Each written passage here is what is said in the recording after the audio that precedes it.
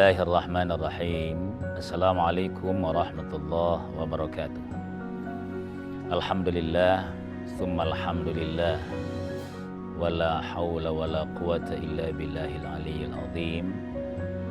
Allahumma salli ala sayyidina wa maulana Muhammadin nabiyil ummil ladzi wulida wa bu'itha bi Makkah. Summa hajar wa mata wa dufina bil Madinah wa ala alihi wa sahbihi ajma'in. Alhamdulillah pemirsa sekalian, kita bersyukur kehadirat Allah Subhanahu wa taala, sehat walafiat. Semoga nikmat sehat pagi ini membuat kita lebih mudah menjalani ibadah kita yang bentuknya kerja sesuai profesi dan bernilai ibadah di sisi Allah. Amin. Pemirsa sekalian, kehidupan manusia itu seringkali kita merasa bahwa ada sesuatu yang sebenarnya di luar kemampuan, kehebatan, di luar ilmu kita, di luar rencana kita. Tapi dia membawa manfaat yang luar biasa kepada kehidupan kita, bahkan keluarga kita. Kalau kita konsultasikan, seringkali ulama menegaskan, oh itu berkah. Berkah itu dari Allah. Nah, itulah sebabnya pagi hari ini kita mau coba mengangkat itu, istilah yang sering membuat kita di tengah kelemahan berharap atau raja kepada Allah ada yang lebih Allah berikan kepada kita, karena kita ini terbatas. Populer di masyarakat istilah tabarrukan. Nah, izin pemirsa sekalian saya takrif dulu. Tabarrukan ini apa sebenarnya? Agar tidak salah faham dan tidak salah objek. Karena istilah baru kalau kita tidak pahami langsung makmum saja, viralnya saja yang kita ikuti bisa salah. Oleh karenanya begini, tabarrukan itu adalah bentuk masdar lafaz ketiga dalam wazan dari fi'il maudhinya. Nah, ini kalau orang pondok pesantren tahu ini, ilmu tasrif namanya. Asal katanya adalah barakah. Kalau barakah itu telah memberkahi. Siapa itu? Yang memberi berkah, Zat yang Maha Pencipta, Allah.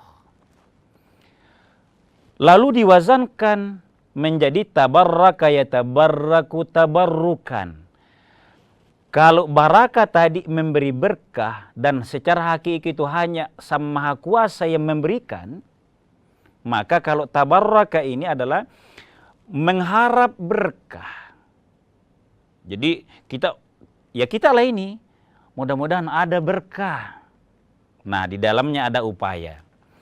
Jadi tabarrukan itu, kita ini manusia mau mau ada kelebihan di tengah kelemahan. Jadi dari mana itu bisa? Kalau ada dari Allah, itu tabarrukan. Sekarang, apa sih itu berkah? Karena tabarraka yatabarraku tabarrukan itu melahirkan wazan barkatun. Ditulis Indonesia berkah. Itu juga isim masdar. Berkah itu adalah ziyadatul khairi. Ayo kita sama-sama paham ini. Kalau orang katakan berkah, mudah-mudahan kehidupan Anda berkah. Mudah-mudahan terima kasih Anda doakan kami. Mudah-mudahan hidup kami berkah. Sama juga saya doakan ke kita. Jangan hanya mau didoakan. Jangan pernah ada doa ke kita yang kita tidak balas. Sama-sama baik. Jadi berkah itu adalah ziyadatul khairi. Kalau ada sedikit kebaikan, apa itu sedikit kebaikan? Tapi dia modal. Ada niat mau berkah dari Allah. Bertambah, kalau itu berkah, maka minimal kebaikan itu tetap. Tapi karena berharap kepada Allah, berkah apapun. Kebaikan itu ya dari Allah itu ya kesehatan, ingatan, memori kita yang baik, bisa membedakan nama-nama, itu semua berkah dari Allah itu. Ziyadatul khairi. Nah, bagaimana datangnya berkah pemirsa sekalian? Sebelum kita klasifikasikan berkah-berkah itu, Allah tegaskan begini, ada kuncinya. Ada kuncinya.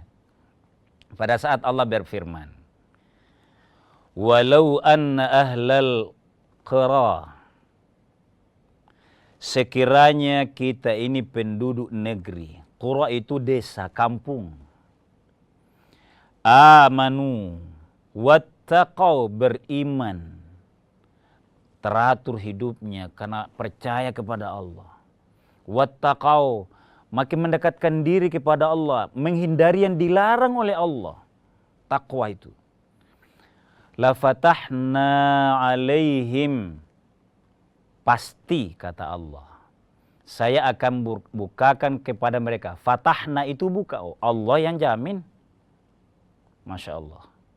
Barakatin, berkah, kebaikan-kebaikan yang kita lemah menggapainya. Berapa sih kehebatan kita? Hebat karena kita berilmu? Hebat karena kita kuat? Siapa bilang? Itu hanya perasaan. Satu kali Allah mau hilangkan itu ilmu, ingatan tidak baik, Masya Allah. Itu dari Allah. Berkah Allah bukakan. Kita lanjutkan setelah jeda sejenak.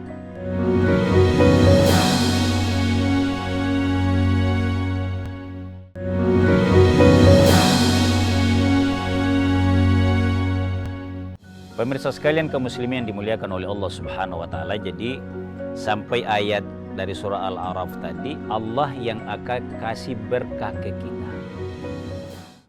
Kalau begitu, mengharap berkah ke siapa dulu? Ini tauhidnya dulu harus mantap nih. Ini yang harus kencang, harus tegas ini. Jangan salah. Berarti mengharap berkah dari Allah. Caranya beriman dan bertakwa. Hindari yang jauh dari keimanan. Nah, pemirsa sekalian, saya kembali ke konteks kekinian kita. Sekarang ini sangat populer istilah tabarrukan. Objeknya kemana? Banyak tempatnya. Ada ke manusia, ada ke benda, ada ke pohon, ada ke kuburan. Saya mau, boleh ndak itu? Mari kita lihat. Sebelum saya tegaskan boleh tidaknya, saya ambilkan satu hadis. Diriwayatkan bahwa tabarrukan yang boleh itu, kalau tadi itu kan ayat dari Allah Subhanahu wa taala. Jadi itu nomor satu. Tidak boleh ada di bawahnya, kalau ini yang dilupa. Jangan sampai fisik hari ini kita lihat ke situ. Ada seorang yang kita anggap keramat, ke situ semua. Jangan sampai salah. Nah, pemirsa sekalian, saya mau ambil hadisnya. Boleh diriwayatkan oleh Bukhari dari jalur Abu Burdah. Apa beliau katakan? Mengharap berkah dari Rasulullah SAW dan seluruh yang terkait dengan Nabi. Tapi saya kasih contoh ini. Qadimtul Madinata, Abi Burda berkata, pada saat saya qadimtu sampai di kota Madinah. Nih. Falakiyani Abdullah bin Salam. Saya begitu tiba ditemani atau dijemput oleh sahabat saya. Namanya bin Salam. Di Madinah nih, waktu hijrah. Faqala li intalik ilal manzil. Wahai sahabatku Abu Burda, ayo sama-sama ke rumah. Saya ta'zim hari ini, saya muliakan Anda hari ini. Tamu kehormatan khusus saya pada hari ini. Saya akan pauskika fi qadahin syariba fihi Rasulullah sallallahu alaihi wasallam. Saya akan kasih minum Anda di rumah saya pada tempat yang pernah dipakai minum Rasulullah. Ini. Jadi tempat, ya kalau kita sekarang cangkir lah ya, gelas kira-kira lah begitu. Fantalaqtu ma'ahu fasaqani, maka saya ikuti. Saya ke rumahnya bin Salam. Maka saya dikasih minum. wa at'amani tamran, bahkan saya dikasih makan kurma, wa sulibat fi muddatin, dan saya sholat untuk beberapa kali. Jadi ini tegas pemirsa sekalian, bahwa Abu Burda duluan tiba di Madinah sebagai sahabat Nabi. Begitu ada temannya yang baru datang ke Madinah, maka dia melakukan hal yang cara menghargainya. Diajak ke rumahnya, dikasih minum. Pertama rumah yang pernah ditempati Rasul. Jadi dia sangat bangga. Dan dikasih minum di tempat minum yang pernah dipakai oleh Rasulullah SAW. Ini di zaman Nabi dan tidak dilarang oleh Nabi. Karena namanya kayak kehidupan kita. Pasti pernah sampai kepada Nabi ini. Tidak ada hadis di dalamnya yang melarang praktek ini. Berarti apa? Bolehnya mengambil berkah dari orang yang terkasihnya Allah Subhanahu wa Ta'ala. Jadi kalau hari ini ada, misalnya ke Makkah, kalau Raudhah banyak kuburan, banyak orang yang berdoa di situ karena pernah dilakukan oleh Nabi. Tapi apa yang menjadi catatan? Ingat ya, ini, karena kita khawatir, tapi juga tidak boleh terlalu khawatir. Tidak boleh kami ini merasa bahwa kamilah yang tidak syirik pada saat melakukan tabarruk itu. Kalau yang lain dikhawatirkan semua karena dianggap tidak berilmu. Tidak. Sahabat kita juga itu berilmu, tahu. Misalnya, di samping kuburan Rasulullah, siapa yang kita doakan? Hanya berdoa, kita tetap berdoa kepada Allah, bukan berdoa kepada Rasul. Artinya meminta kepada Rasul, bukan. Jadi kan ini juga sering ada fenomena nih. Bahas tabarrukan. Dianya saja yang merasa tidak syirik. Saudaranya dianggap tidak pintar. Sehingga dilarang. Pegang, mencium pagar kubur Rasulullah, dia larang semuanya. Kenapa? Itu bukan Allah. Betul. Kalau kita tahu, saudara kita juga tahu. Ini kan kadang-kala begini nih. Kan begini pemirsa sekalian, apa saya agak kencang ini. Ada seringkali menghalangi saudaranya. Karena saddud dzari'ah dibenahi, jangan sampai saudara kita salah melenceng keyakinannya. Bukan minta kepada Allah, minta kepada kuburannya Rasul. Apalagi kalau kuburan di daerah di luar Rasul, itu lebih makin dikhawatirkan. Tapi jangan ponis saudara kita melakukan hal kesyirikan, karena boleh juga dia tahu. Misalnya dalam negeri, ada ulama-ulama yang memang karamah. Diakui oleh sesamanya ulama. Murni. Orang ke situ berdoa.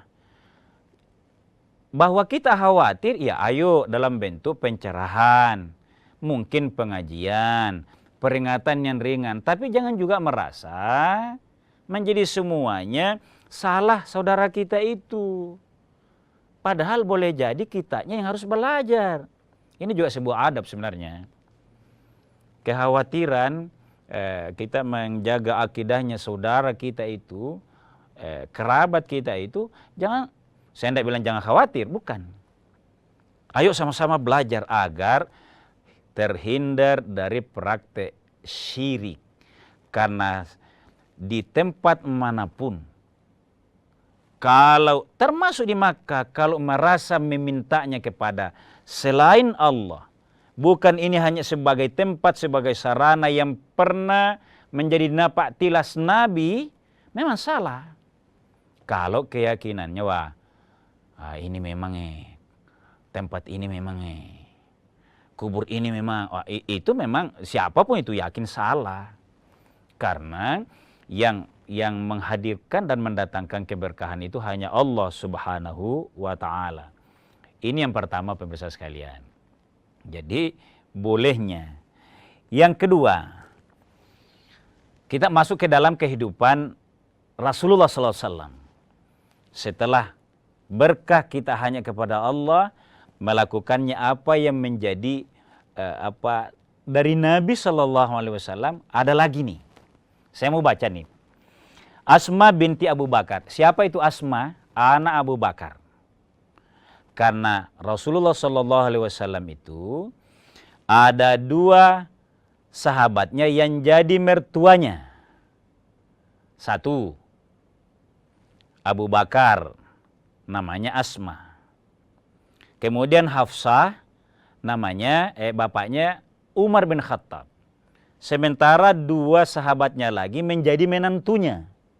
Utsman bin Affan mengawini Ummu Kalsum dan Ruqayyah. Sementara Ali bin Abi Thalib mengawini Fatimah. Jadi saya akan lanjutkan, ada hadisnya yang disampaikan oleh Asma, praktek tabarrukan yang boleh dalam agama.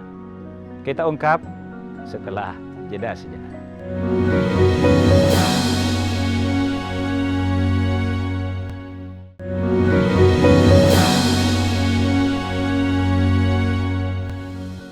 Pemirsa sekalian kaum muslimin yang insya Allah dimuliakan oleh Allah Subhanahu wa Ta'ala, kehidupan kita yang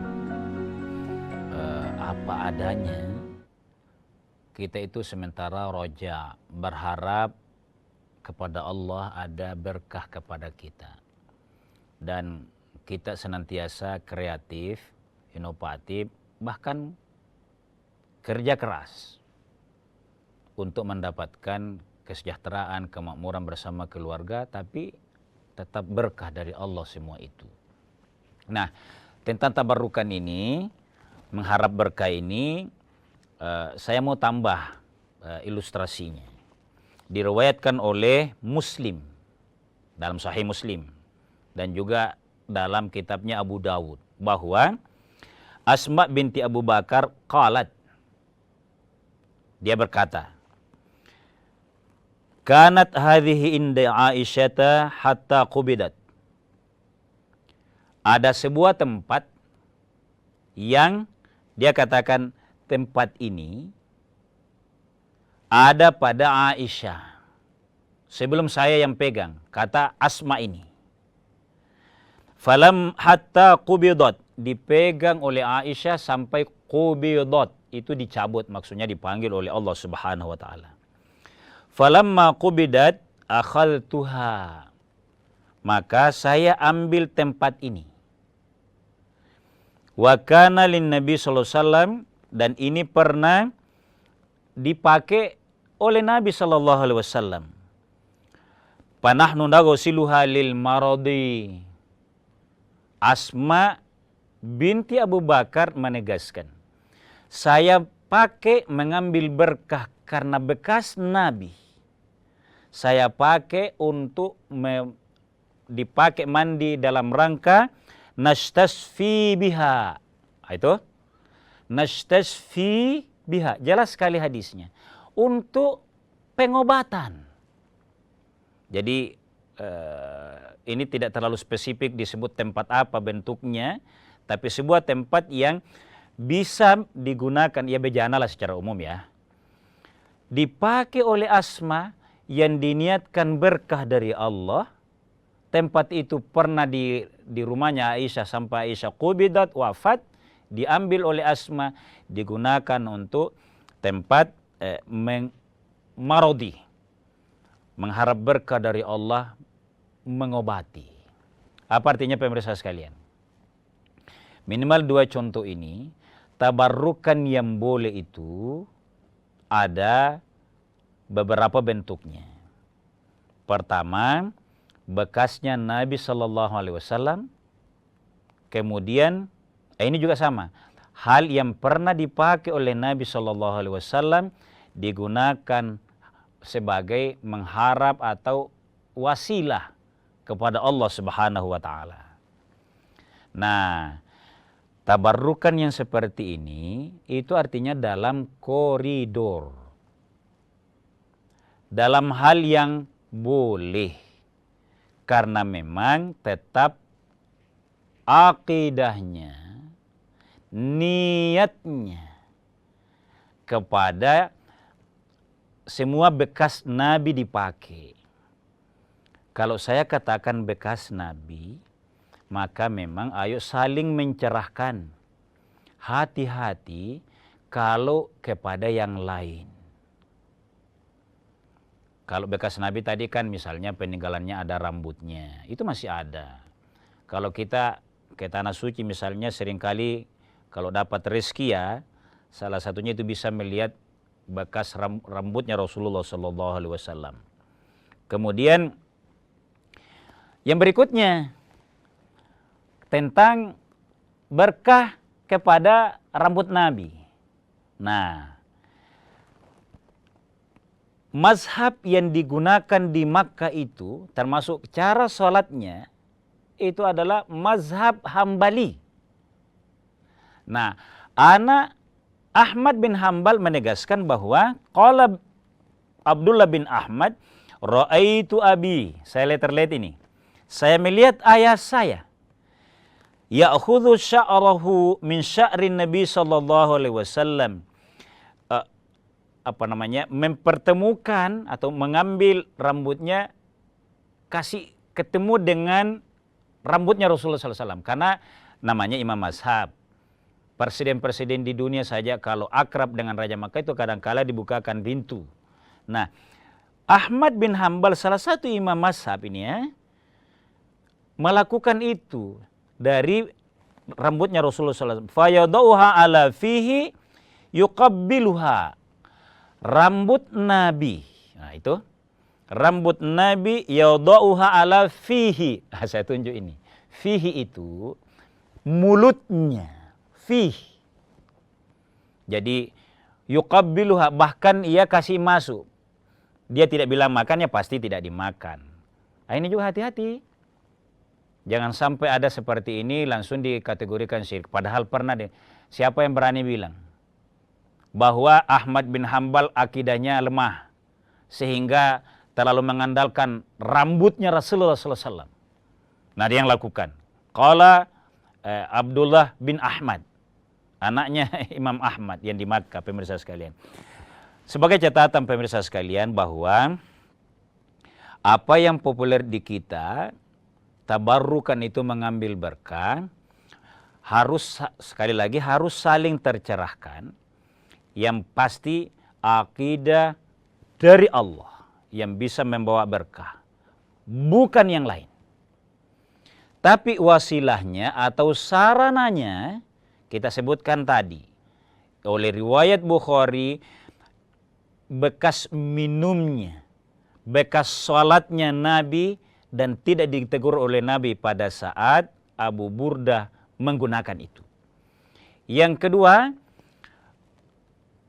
Asma binti Abu Bakar menggunakan bejana yang bekas Nabi SAW dijadikan pengobatan, sarana mandi dan menjadikan pengobatan.